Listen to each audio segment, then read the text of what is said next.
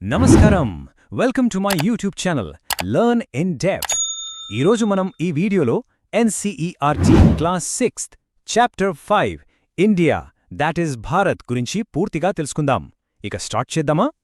సరే, ఈ చాప్టర్లో మనం ఏం చూడబోతున్నామంటే మన దేశానికి ఇండియా, భరత్ అని రెండు పేర్లున్నాయి కదా. అసలు ఈ పేర్లు ఎలా వచ్చాయి, వాటి వెనక ఉన్న కథ ఏంటి, ఆ హిస్టరీ ఏంటో తెలుసుకుందాం.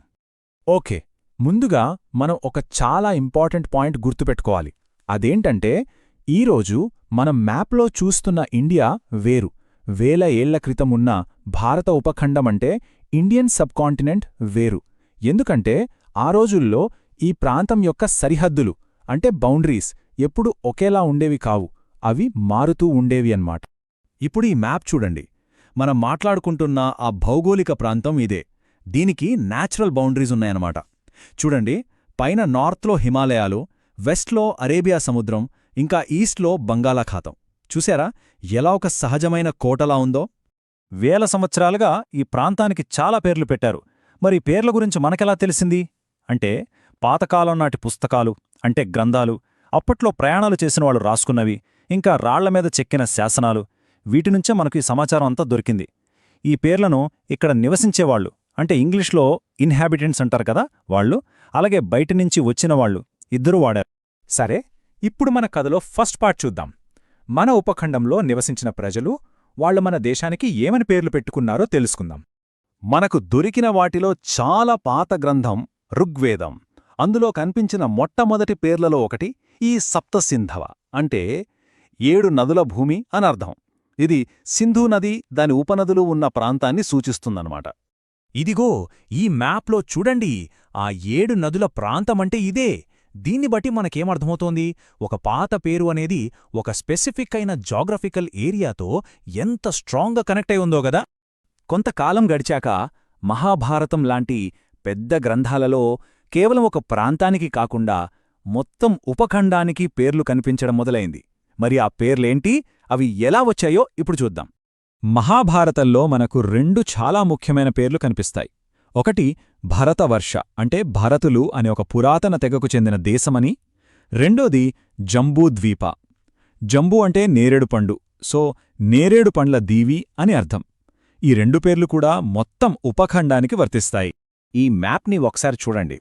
మన పాత గ్రంథాలు రాసిన వాళ్లకి జాగ్రఫీ మీద ఎంత మంచి నాలెడ్జ్ ఉందో అర్థమవుతుంది. చూశారా, నార్త్ నుంచి సౌత్ వరకు మొత్తం దేశం గురించి వాళ్లకు తెలుసు, వాళ్ళు వర్ణించారు. ఇక విష్ణు పురాణంలో అయితే భారతదేశానికి చాలా పవర్ఫుల్ ఇంకా క్లియర్ డెఫినేషన్ ఇచ్చారు. ఏంటంటే, సముద్రానికి ఉత్తరాన, మంచు పర్వతాలకు దక్షిణాన ఉన్న దేశమే భరత. ఎంత సింపుల్గా, జాగ్రఫికల్గా కరెక్ట్గా చెప్పారో కదా. సరే, మళ్ళీ మనం ఈ ఫిజికల్ మ్యాప్ దగ్గరకొద్దాం. ఇందాక చెప్పుకున్నాం కదా, పురాణంలో చెప్పిన మంచు పర్వతాలు అంటే ఇవిగో ఈ హిమాలయాలు. సముద్రమంటే కింద ఉన్న హిందూ మహాసముద్రం. చూసారా, వేల ఏళ్ల క్రితం చెప్పిన మాట ఈ రోజు మన మ్యాప్కి ఎంత పర్ఫెక్ట్గా సూట్ అవుతోందో. ఓకే, ఇప్పటిదాకా మనవాళ్లు పెట్టుకున్న పేర్లు చూసాం. ఇప్పుడు మన కథలో రెండో భాగానికి వెళ్దాం.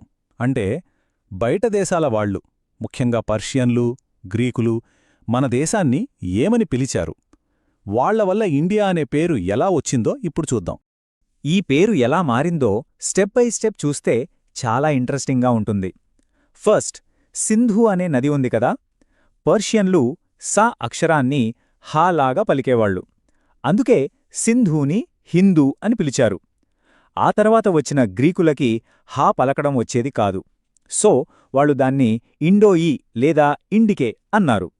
చివరికి అదే ఇంగ్లీష్లో ఇండియాగా మారింది. ఎంత ఇంట్రెస్టింగ్ జర్నీ కదా ఈ పేరు. పర్షియన్లు, గ్రీకులే కాదు, వేరే దేశాల వాళ్లు కూడా మన దేశానికి పేర్లు పెట్టారు.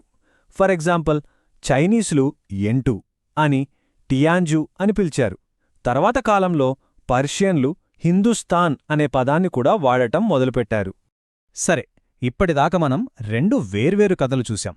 ఒకటి మనవాళ్లు చెప్పుకున్న భారత్ కథ, ఇంకొకటి బయటివాళ్లు పిలిచిన ఇండియా కథ.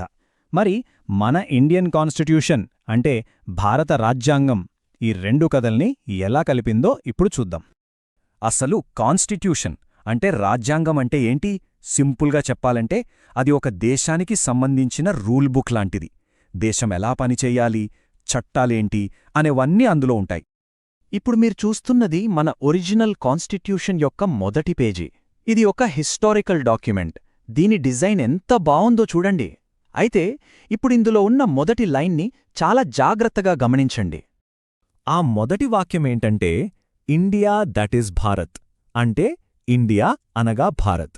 ఈ ఒక్క వాక్యంతో మన రాజ్యాంగం ఆ రెండు చారిత్రక పేర్లని అఫీషియల్గా గుర్తించింది. ప్రతి పేరు వెనుకున్న చరిత్రని గౌరవించింది. మనం ఇందాక అనుకున్న రెండు పేర్ల కథకి ఇదే పర్ఫెక్ట్ ముగింపు.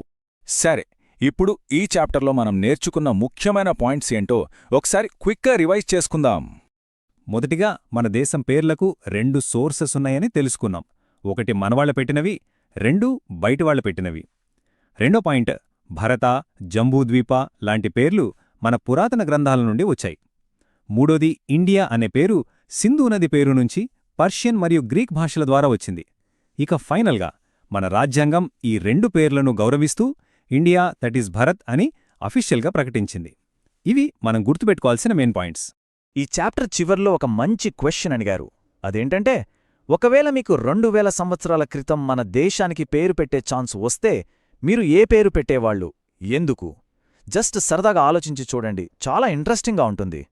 ఈ వీడియో మీకు ఉపయోగపడితే లర్న్ ఇన్ డెప్త్ ఛానల్ను సబ్స్క్రైబ్ చేయండి, పక్కనే ఉన్న బెల్ ఐకాన్ను నొక్కండి, లైక్ చేయండి, మీ ఫ్రెండ్స్ అండ్ ఫ్యామిలీ మెంబర్స్తో షేర్ చేయండి. ధన్యవాదాలు. Thank you.